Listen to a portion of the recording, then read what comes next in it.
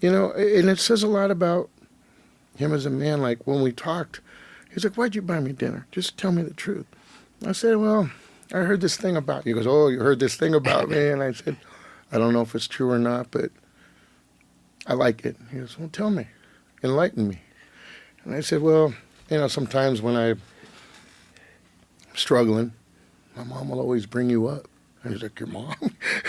And I said, she tells me about this Reader's Digest story about you, how, you know, when you were trying to break into the business, you had little success, and your wife told you at the time, you better get with it. You got another kid on the way, and this hobby of yours isn't going to fly. So he was selling vacuum cleaners door to door, if I recall, and as the story says, and he was doing it, and then one day there was a cattle call in New York for an audition, and he's probably like, my wife's going to kill me, but he went and did it, and he booked the role. And here we are. And my mom said, you know, what do you think would happen if Paul Sorvino had given up? Nobody would have ever heard of him. You would have never seen him. And we were always a fan of him prior to that. Yeah. So when I told the story, he looked at me and goes, and he looked at Michael.